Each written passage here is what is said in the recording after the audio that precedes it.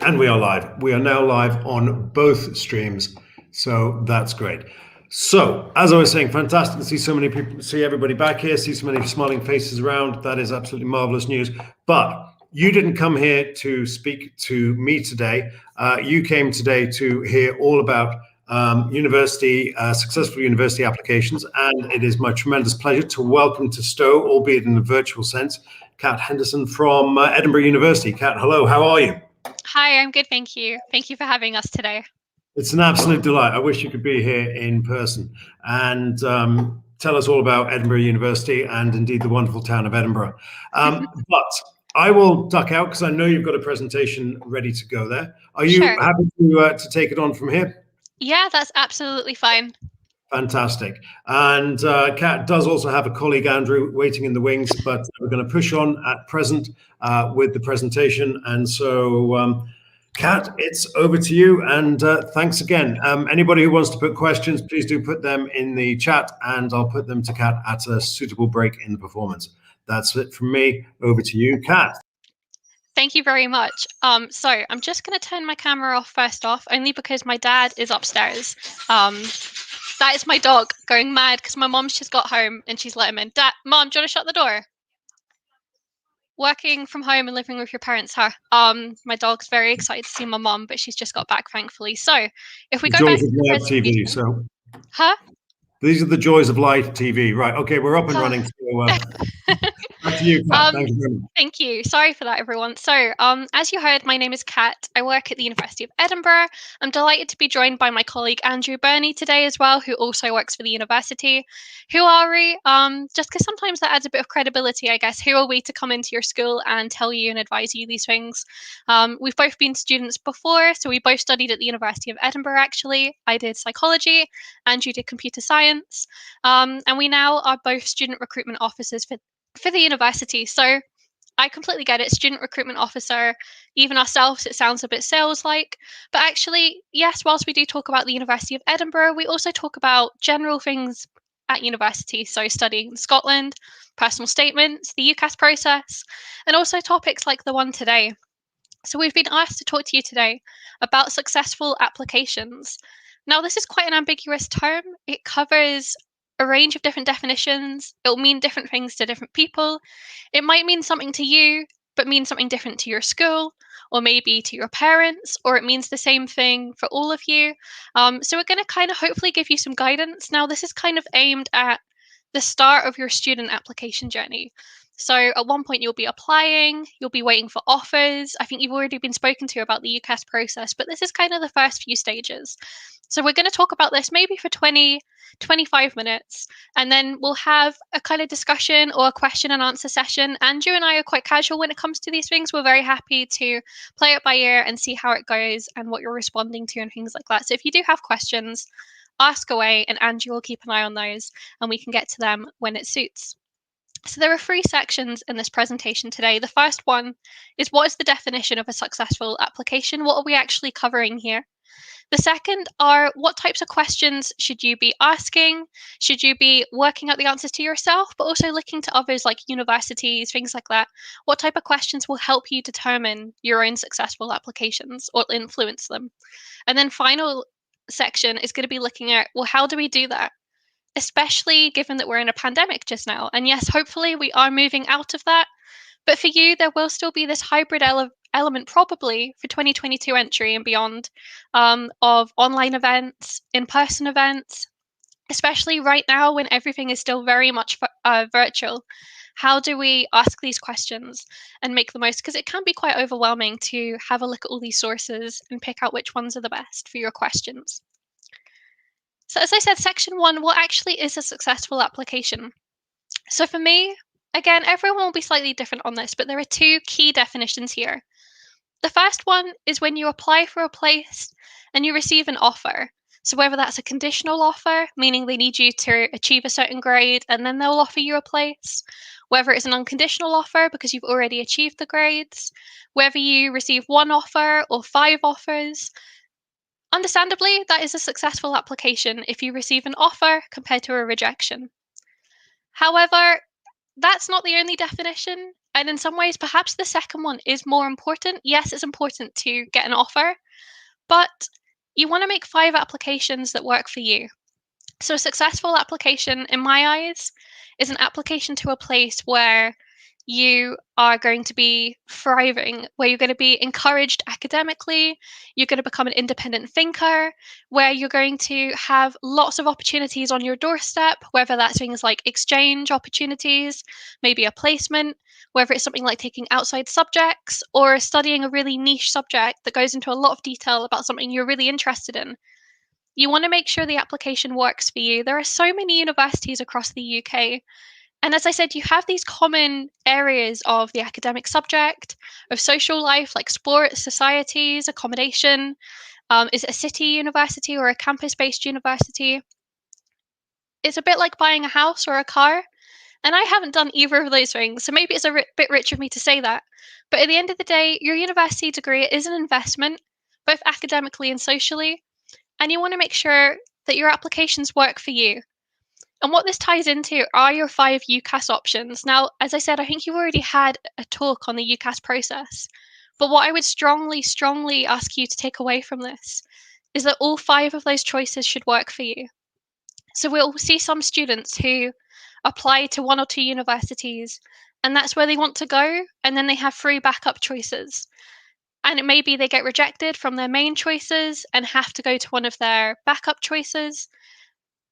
At the end of the day, all 5 of your applications should be to places that you want to go to. Be strategic.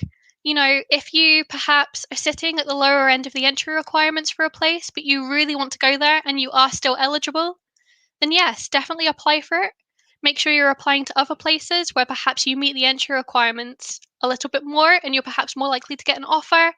But at the end of the day, my key message for this section definitely would be apply to 5 places that you want to go to, that you'd be happy to get an offer for, because you never really know what might happen and competition year to year. So, yeah, so 2 different definitions.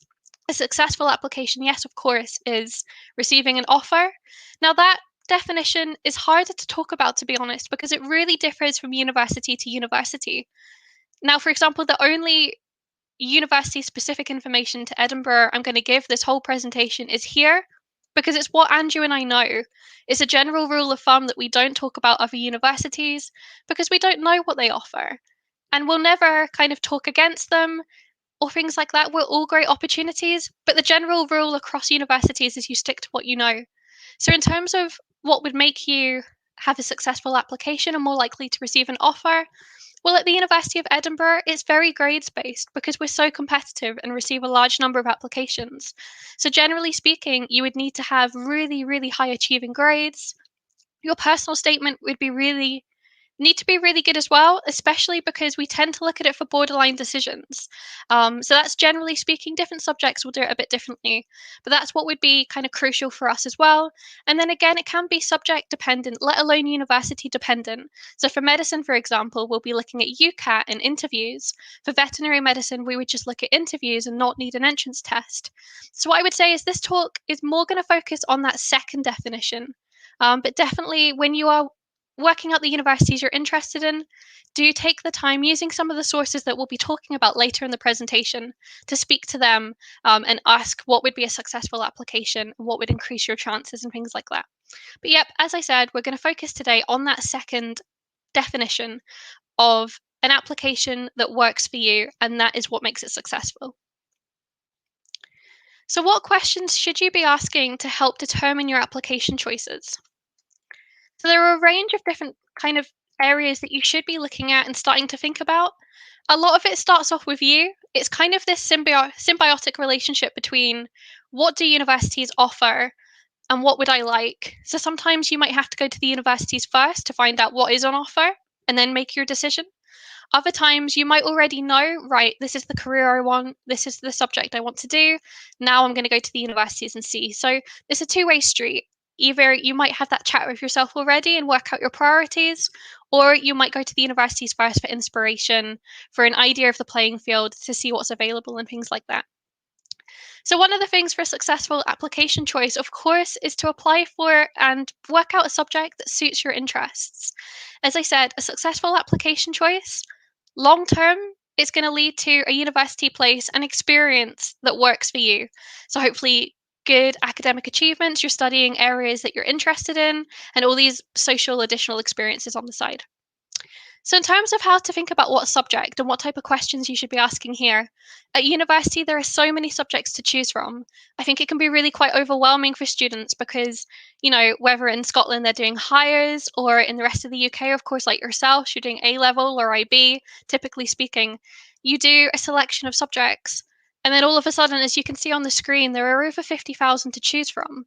And it really depends. So some of them are quite standard subjects. Some of them go into a lot of niche and a lot of detail. So, for example, you can do physics, but you could also do astrophysics or computational physics or theoretical physics or mathematical physics. So, there's quite a lot of detail and specialism you can go down to.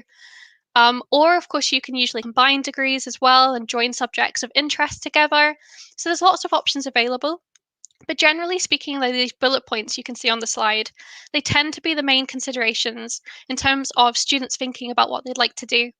So for some of you, there may be a skill subject that you're currently studying that you'd like to take forward. So that example I gave about physics was quite a good one. You could just continue the subject straight. So you've done physics just now. You're doing that generally speaking at university. Or you could go even deeper. And as I said, if there's a particular module that you're interested in, another example of this is things like history. There's ancient history, medieval history. You've got things like classics or more modern history. So have a look what's on offer there. It could be a related subject. So for me, that's what happened. I did psychology at university, as I said. It was offered at my school, but you had to travel to the nearby college to do it. And when I was at high school in my final year, that just wasn't something I was interested in. I wanted to stay at my high school. I didn't even know what psychology was. Um, Finally, when I started thinking about universities, I got one of the hard copy prospectuses. I flicked through, scored out every subject that I didn't want to do, came across psychology, thought it sounded a bit interesting, and then, went to taster sessions and things like that, worked out what it was, realized it's what I wanted to do. So it could be something related to a subject that you're studying now, but slightly more niche or things like that. It could be something completely new. So psychology was new for me, but there are plenty of other subjects too. So things like social anthropology, social work, politics is sometimes a new one, or international relations. You've got things like linguistics, or maybe things like engineering, which also is slightly related to maths and physics, but is a new subject in terms of it's not usually offered as part of the high school curriculum. Or, of course, you have vocational courses as well. So, again, this is usually with a particular career in mind, right? So if you're sat there wanting to be a lawyer, or maybe go into nursing, medicine, veterinary medicine, maybe architecture or education, usually there'll be a course that would lead you directly to that career path. Again, bottom line though, to make a successful application, and successful for your time at university, pick a subject you enjoy. Aside from the career related ones, I would say that university really is a time to study something you have a passion for, compared to perhaps high school, where you have to also take other subjects you may not enjoy as much. University, you just study what you're interested in.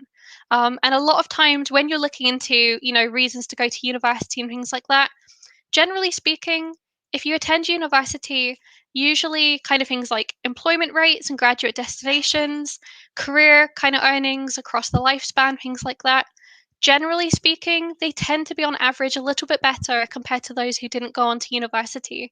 So, what that means is if you are studying a subject you're really enjoying, the skill set that you are learning alongside that degree content is what's really valued by employers and things like that. So seeing as this is StreamYard, I thought maybe we could try a little bit of engagement. Also, just to kind of demonstrate the point as well that there are so many different subjects out there. So we'll see how this goes. If it doesn't work, that's absolutely fine. I remember when I was your age, I wouldn't have done anything like this. So Andrew, I wondered if people want to comment in the comment box, in the text box, are there any subjects here that they think are fake subjects or real subjects? So if anyone wants to guess what the fake subjects are, and Andrew, if you're able to come on mic if anyone does comment, so if you think there's a subject on there and you don't think that it's real, if you could comment in the box and Andrew will tell me, and then we can show you which ones are real or which ones are fake. Because as you can see, they are quite diverse, and some of these are quite specialized. Some of them seem very, very niche. So Andrew, are there any comments at all? If not, it's absolutely fine. I have not seen any, but I'm going to take a guess at virology, which is strange since I know the answers. But So that is a degree, a very, very specialized type of kind of biomedical science. If there aren't any other comments, as I said, that's fine. I wouldn't have done it, to be fair, at your age. That's absolutely okay. But in terms of the ones that are fake on here, I'll pile in then. I think one of okay, the issues is that a lot of them are often activities at the minute because of the rescheduling. yeah, sure. Brewing and distilling, just asking for a friend. You think that's fake? Go on then. So Heriot Watt outside of Edinburgh, they offer that course as a degree. Do you happen to have their website? No, anyway, right. So I'll duck out. That's okay. Andrew, do you remember the other fake ones? I don't know when the last time you delivered this presentation was, so it's a good test. yes, they are perfumery, ballistic engineering, and bovine management are not real, but all the rest of those are real and taught at a Scottish university somewhere. Congratulations. Although I wouldn't click on agriculture because that'll say the University of Edinburgh behind it, and that's not true anymore. That isn't true anymore. We do need to update that. Thank you, both of you, for engaging. As I said, it's absolutely fine. So the general point of this, as I said, is just to show you that there is real diversity in terms of what you can study. So as I said, there's career-based courses. There are kind of more passion-based courses, such as your teacher just displayed for brewing and distillery, or for his friend, I should say. So there's a range of courses available. Really have a think. What are your interests? What are you looking for long-term, post-university as well, and go from there. Now, when it comes to the subject and you've kind of decided what you want to study, that's great. But there is a second layer to then consider. And your teacher asked me to talk about teaching methods, if I could, and this is where that does fall into this. Now, again, from my own experience, something like psychology, for example, the way it's taught at the University of Edinburgh will be very different to how it's taught at every other university. And that's the same for pretty much all courses. I would say the only ones that are maybe slightly different are the accredited ones like medicine, vet med, nursing. Because they're accredited, there's a lot of compulsory content that they have to teach you. So there will be a lot more overlap. But again, the way they teach you that content could still be different. So these are things to have a look into. So go to the universities you're interested in, or the universities perhaps that offer the course you're interested in, and see if you can find out these types of information, or at least the ones that are important to you. Again, with all of this information, select what's important to you and ignore what isn't. If it narrows down your selection, helps you make a decision, that's great. So things, as I said, like course content. So it could be compulsory modules. It could be optional modules later on in your degree. So have a look at both of them. The compulsory ones, are they forcing you to study areas you're not actually that interested in? When it comes to the optional modules, is there plenty of different ones available? Is there, for example, in history, a particular time period you could study in more detail? Do realize, things can slightly change year to year sometimes, but generally speaking, a lot of this information will stay the same. Flexibility. So, this is in terms of a number of different ways. In Scotland, for example, you can take outside subjects alongside your main degree. Sometimes you can switch onto an outside subject and change your degree program. That type of thing is offered at some universities in the rest of the UK as well. So, again, find out what you would spend your time doing each year. Teaching and assessment methods. So you might be someone who loves writing essays, you might prefer the pressure of exams, you might actually think they're quite traditional historic methods and prefer more modern ones. So there can be universities or perhaps courses that offer, credits through presentations, through poster sessions. There's a whole diverse range of teaching methods. And so you can have a look and see maybe what plays to your strengths and things like that. Teaching methods as well. So, for example, in our maths department, again, this is uni specific, but this is just one subject. They have voter pads. So the lecturer will bring up an equation on the whiteboard in front of them. Everyone will have time to work out the answer. They vote using the answer pads, and then the lecturer and the rest of the class can see, well, who thought it was this? Who thought it was that? The lecturer can work out, right, there's an issue here, let's go through this together. So kind of on the spot intuitive learning. So there's a range of different things out there for you to have a look at. Professional accreditation, that's definitely a key one. So an example would be law, for example. With us, we teach Scottish law, but we don't teach law or the legal system that happens across the rest of the UK, so common or English law. Whereas if you go to our colleague university at Dundee do offer the common law, common legal system. So you could do a blend of Scottish and English law, or you could just choose the English and common law system. So again, just things like that to kind of pay attention to. We get a lot of students who think it's great to study at Edinburgh for law, and then they turn up sometimes and don't realise that it's a different legal system. So things like that. Medicine, veterinary medicine, to be honest, you're pretty safe. Dentistry is the same as well, and I believe nursing, because it's more of a UK-wide accreditation scheme. But do just look into that and things like architecture as well. Placements and study abroad, of course, this is really important too. So whether you want to include those as kind of a mandatory component of your degree, so you might see, for example, biological sciences with a placement year, with a sandwich year, with an exchange year. If that's part of the degree title, usually it means that is kind of compulsory and included. I say compulsory, but in a good way, right? Because that's what you want to do. Otherwise, if it's not on the degree title, what are the opportunities available? A lot of people think, for example, going abroad is just for students who are studying a language. That's so far from the truth. There are so many opportunities to do it, whether it's a humanities subject, a science subject. If you're looking to do medicine, there's usually an international elective in your final year. So there probably are opportunities, but if that is really important to you, again, if that's on your priority list for what you want from a university, then do have a look into that. And finally, of course, future career paths. So what are the type of jobs that those graduates would go into? Again, it depends how far ahead you're looking. You might be looking long term in terms of after your university degree, or you might just be focusing on the degree itself and what you want to study, which is also fair. So again, it's having a look at this, what is important to you, and going forward from there to help you make the right application decision for you. Aside from academics, what type of university would you like to study at? So, what sort of environment will suit you? Out of all of them, this for sure is the hardest one to understand and look into just now because, of course, with restrictions, it's very, very hard to travel anywhere and get a feel for the place. As I said, we are going to look into other ways of doing this and things like that towards the end of the presentation. There are hopefully some hopeful opportunities in the horizon, which we will talk about towards the end. So don't worry too much, is what I would say there. So things like location, do you want to be quite close to home? Do you want to be far away from home? There are reasons for both of them, of course. Would you like to be somewhere quite big with lots going on? Or would you be somewhere more comfortable, somewhere quite small and cozy, where it's perhaps more intimate, more of a community type feel, but there's perhaps a little bit less going on? There's always a trade-off. Again, it's what are your priorities and what works for you. The main debate really is campus or city university. So campus university kind of does what it says on the tin. It's usually slightly removed from a city centre or a town. Sometimes it might have like a physical boundary. And basically, pretty much all of the main university facilities will be based in the one area. So whether that's your accommodation, your student union buildings, your academic buildings, things like that will all be grouped together. Otherwise, on the flip side, you have city-based universities where it's all a little bit more spread out. So typically, there'll be different buildings in different areas of the city. There's no physical boundary, so you kind of blend into the city itself. Again, there's benefits and cons to both. A campus, I think it feels a little bit more like a university community because everything is there, and it can be quite exciting being a bit removed from the city. And you have places, for us, we're familiar with like Stirling and Heriot Watt. They're campus-based universities, but they're set on really beautiful rural environments, and that's something really common with campus-based universities.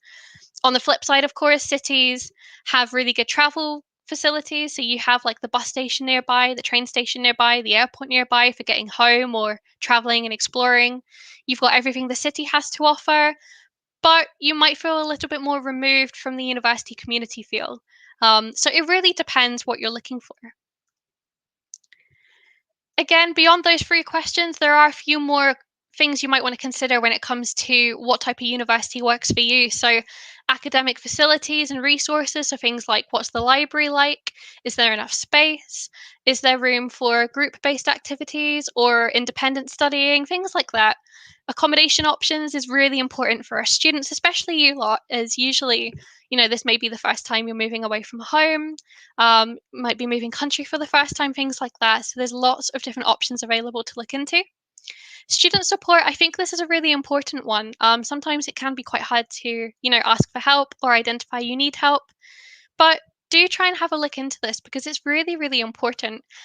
Again, universities, they are quite the same. They're all going to offer something similar, but have a real specific look to see if the support you might be looking for will be there for you. Scholarships and bursaries really vary from university to university based on funding, but again, you never really know what you may be entitled to free money for. So there's usually some type of search tool on each university website. You can put the subject you're interested in, you can put that you're an undergraduate student, and usually they might ask you for your fee status as well, because that might influence the type of scholarship you may be eligible for, and they'll tell you what's possible there to help and aid with your studying. Social and sports facilities and societies and sports clubs, of course, this is really, really important.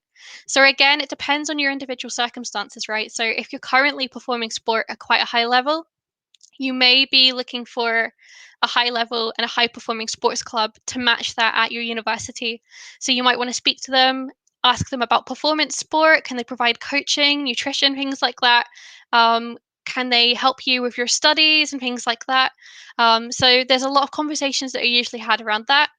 Or you might be the other end of the scale where you kind of compete in sports quite casually just now, and you'd like to continue that or maybe take up a sport from scratch. So have a look. Usually, schools are pretty good at the extracurriculars they offer. I think at a university, that's perhaps, multiplied somewhat.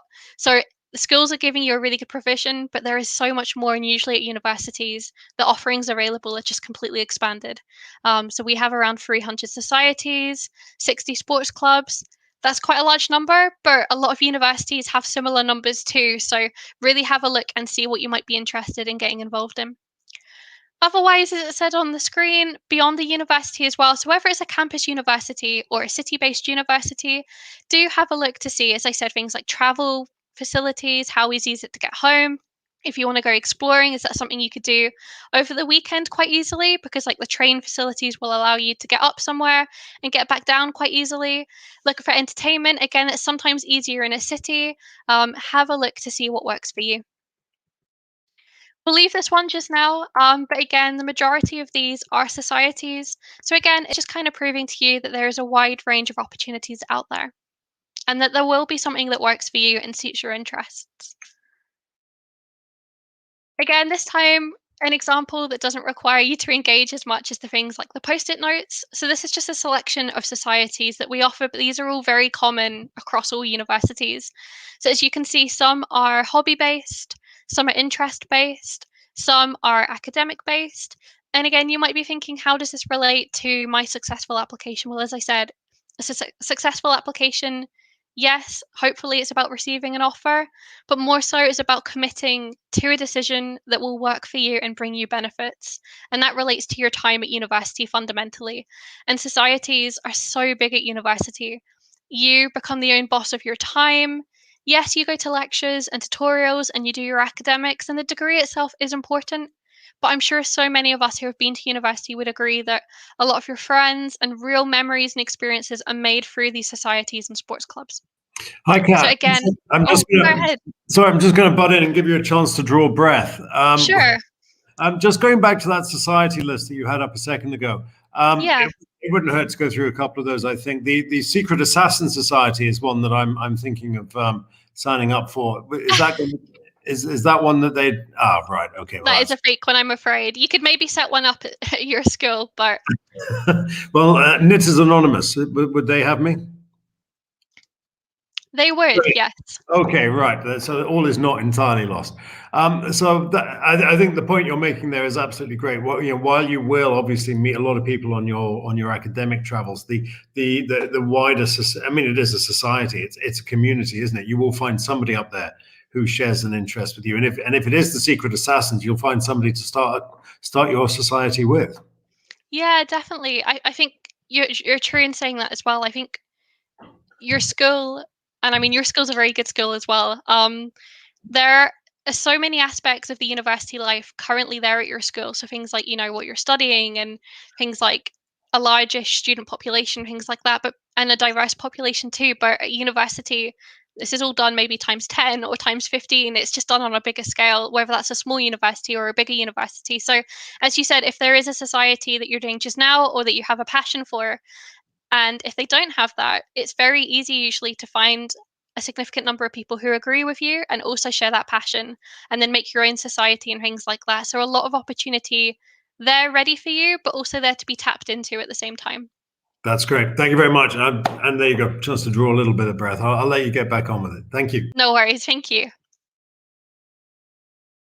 The exact same as what I said about the societies, really. Again, I used that example before. If you're already competing at a level and you want to slot into that, again, similar to society, sports, there's a huge emphasis on this at university, whether that is competing, performing competitively, whether it's taking up a sport from scratch. You'll be surprised at the number of Olympic athletes or Commonwealth athletes who have taken up a sport from scratch at university, all because they thought, why not? You know, they go along to the fairs, they see a sport they might be interested in, perhaps they're quite athletic anyway, or perhaps they just want to do something new that they maybe didn't do in high school. They've taken the sport up and now won medals and things like that. There are so many stories of that across universities at UK level, overseas too. So you never know what you may be interested in. And things like the gym as well. Again, once you can go back and have a look around these places, if that is important to you, a lot of them will do, you know, tours online just now or tours in person too. So again, it's working out. This slide might not be relevant for you at all. It wasn't for me, and that says more about me than it does anyone else really, and how unfit I am. But if it's important to you, again, put that into your consideration. Now, this one probably ties into that first definition just as it does the second definition, right? Because if you're looking to make a successful application, if you don't meet the entry requirements, usually you aren't going to receive an offer. So that's the first definition. That's unsuccessful there. And secondly, if it's looking ahead to, you know, long term and is it the right application choice for you? Well, no, because if you're not meeting the requirements, you're wasting one of your 5 choices. And those 5 choices, they aren't many. As you may have heard in the UCAS process talk, there are some additional opportunities like clearing, adjustment, extra. But I would always say these are backup choices. They are not something you should be going into thinking, right, you know, this is an extra choice for me. This is, you know, I'm just as likely to get an offer from that as I am my initial 5 choices, because it doesn't always work like that. Clearing can be very competitive at universities. So, as I said, they're more backups, emergency if you need them. So, make the most of your 5 choices again. So, entry requirements, what should you be trying to find out here? So, minimum entry requirements are always worth having a look at for sure. That's the bottom line, what you need usually to be considered for a course. At some universities, that minimum may guarantee you an offer. For others, it may be the low end of what they would look for to consider your application in the first place. So, again, the terminology will be different on different universities. Don't read one set of terminology and assume it's the case for all, because we can all be quite different. So are there particular subjects that they're looking for? So for example, economics might require maths. Biological sciences can sometimes require biology and chemistry. So sometimes there can be a few spooks. So we'd always say look early as soon as possible, just so you know what you're playing with. General entry requirements, that will usually be, you know, 1A, 2Bs, 3As, 2As and a B, things like that. So have a look, what is it they're looking for you to be aiming towards? Work experience, we always get asked about this. People are quite scared when it comes to work experience. Generally speaking, I would say 2 things. So if you're looking to do, again, an accredited program, primarily medicine, perhaps dentistry, perhaps veterinary medicine, then yes, usually work experience is very, very useful and usually required, because they need to have that demonstration of your commitment. And they also like you to go along to these types of experiences and get an understanding for what does the job involve, what skills are required, things like that. Again, during a pandemic, it's harder to do that. But if you go on their websites, they have online MOOCs, you know, massive open online learning courses where you can kind of learn all this in a virtual environment instead. Otherwise, for non accredited courses, so your everyday courses like sociology, biology, chemistry, I say every day in the best way. I think all degrees are absolutely fine and acceptable to do. You study what you're interested in. Work experience is a bit more of a mute point. So, what I would say is usually, again, generally speaking, your personal statement is where that would come in. Now, what we are looking for is a demonstration that you have the skills to do a university degree, but we're also looking for a demonstration of your commitment and passion to study a subject at university level. Now, for example, if you take law, I used to do admissions for that at the University of Essex. We would get people going, oh, you know, I've wanted to be a lawyer since I was 6 years old. That's a really nice statement, but it doesn't show us anything. They haven't committed or taken the time to actually exploring that subject area or potential career paths. So try and do something physical. Again, I know it's hard just now. Look for kind of more niche ways or digital opportunities where you can, and going forward into next year, if it's more possible, or over the summer to do physical things. But if work experience is something you're able to obtain, then yep, that can show that passion. That's you taking the time to do that. But if you can't, that's absolutely okay. So don't put pressure on yourself in that sense. Additional tests is usually just for medicine and veterinary medicine. Again, it depends on each university. And interviews and portfolio, again, it really differs uni to uni. So, for example, for our architecture program, we don't want a portfolio, but pretty much everywhere else does ask for a portfolio. So, again, always have a look at the different options so you know way in advance of what you are expected to deliver. And it gives you a lot of time to prepare. So, if you need to do a UCAT test or a BMAT test for medicine, give yourself enough time to prepare and do a stellar performance when it comes to it. If you're looking to do an art or design program like the jewellery and silversmithing we saw in a few slides previous to this, we need a portfolio, and a lot of other places do as well. So give yourself enough time to assemble one together, to do redrafts and improve it with each one. Give yourself time. So finally, section 3, I'm aware I've been speaking to you for quite a long time now. There's quite a lot when it comes to these types of talks. It's always trying to reassure you as much as possible. So that's why we do tend to talk a little bit more than you'd probably like us to. But final section, so how would we kind of encourage you to ask and research these types of questions, especially during the pandemic just now, in order to make the most of those 5 choices and make successful application decisions? So there's 2 places that you can find out a lot of this information that we've covered. The first are your university sources, so directly from the universities themselves. And then, of course, there are independent sources as well. So when it comes to university sources, as you can see, there are a wealth of opportunities here. All of them pretty much are being offered by universities in one capacity or another. So the first one, of course, is Open Days. Now, this is kind of your one-stop shop for everything to do with the university. It's the day where, as recruitment teams, we can pull all the different teams and staff from all areas of the university to speak to you. So whether that's societies, sports clubs, whether it's the exchange team to tell you where you could possibly go abroad, whether it's the counselling service to talk about the help they're able to provide, whether it's your academics, usually they are all there for you.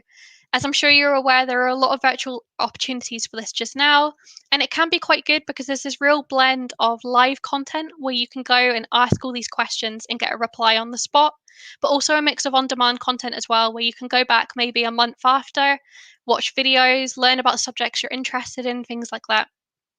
Of course, there is the opportunity perhaps for physical open days later this year, so keep an eye out for that.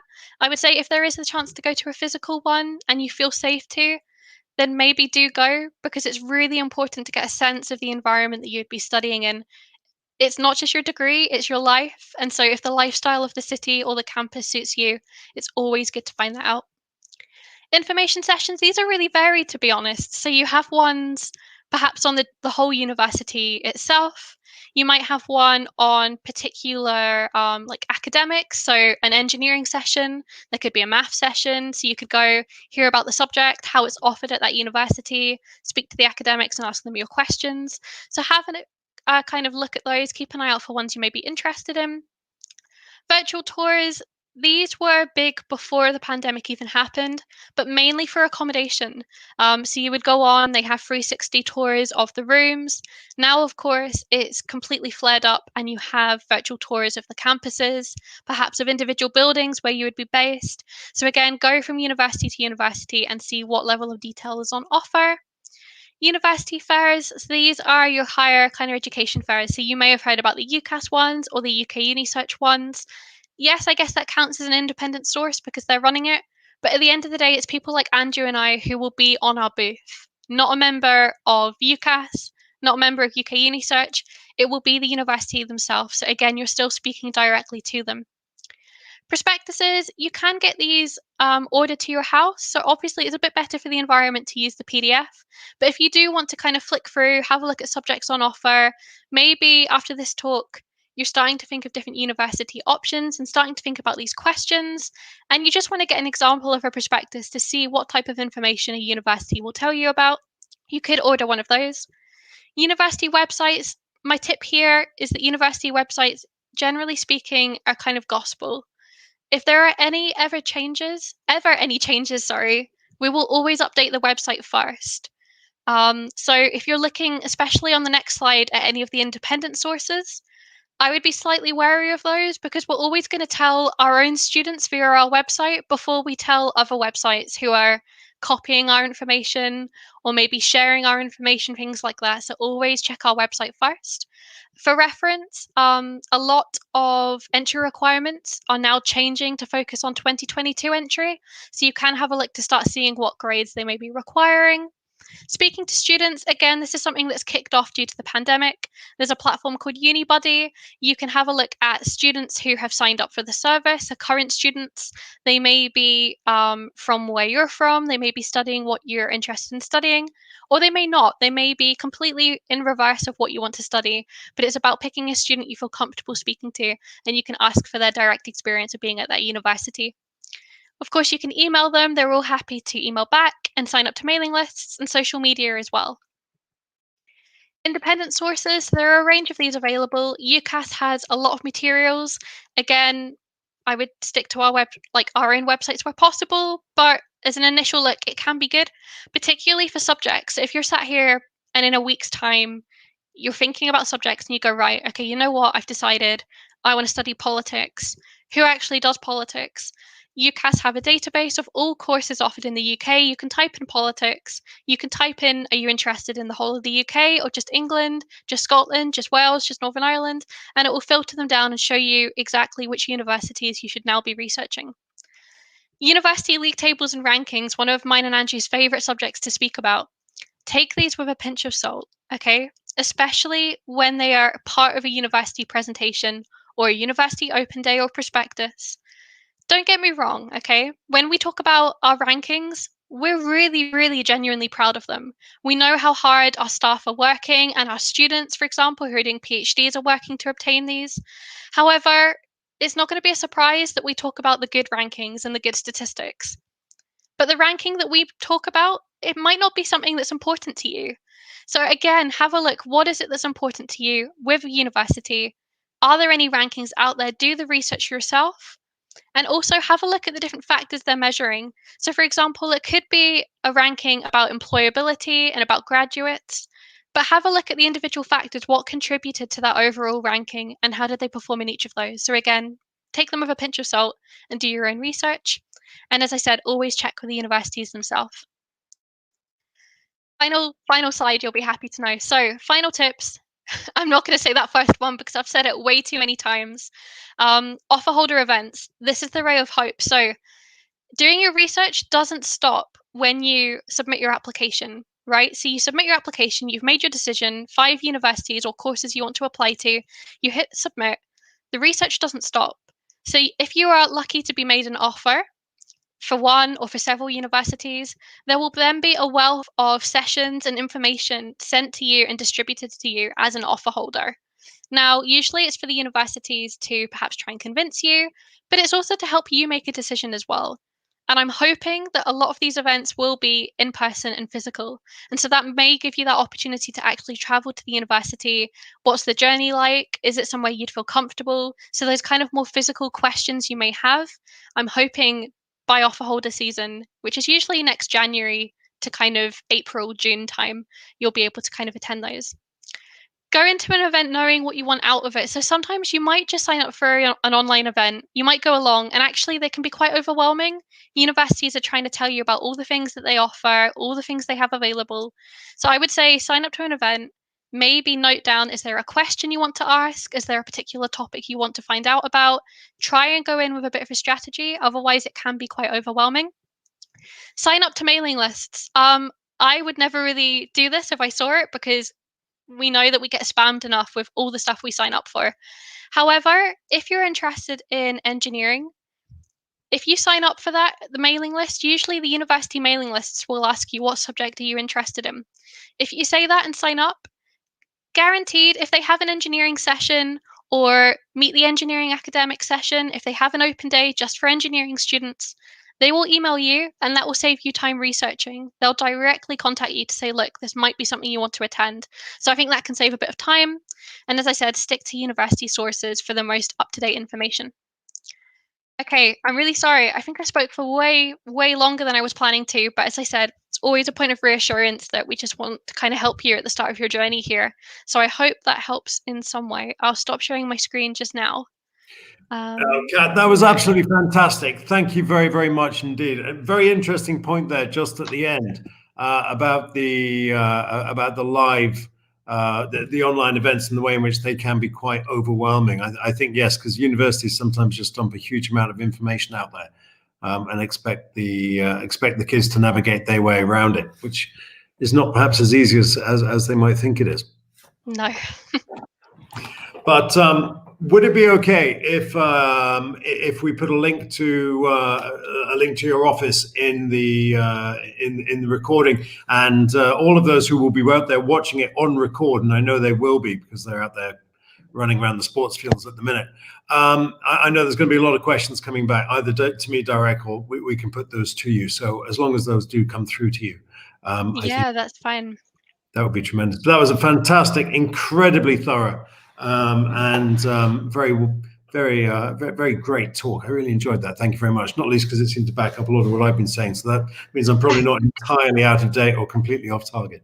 But always better to hear it from someone who's actually up there and doing the job. So thank you both very, very much indeed. We really appreciated that. And we hope that the next time we see you, we'll be having you live at Stowe. And we hope so. We'll get everybody in. And yeah, hopefully, again, the kids will have a chance to get up and see Edinburgh sooner rather than later. One has to hope. Brilliant. Thank you all very much. I'll see you at the end of this presentation, so please don't go away. But to all the Stoics out there watching, thank you very much. Do get your questions to me. I'll relay those on to the team. And on behalf of everybody out there, thank you very, very much indeed. Thank you.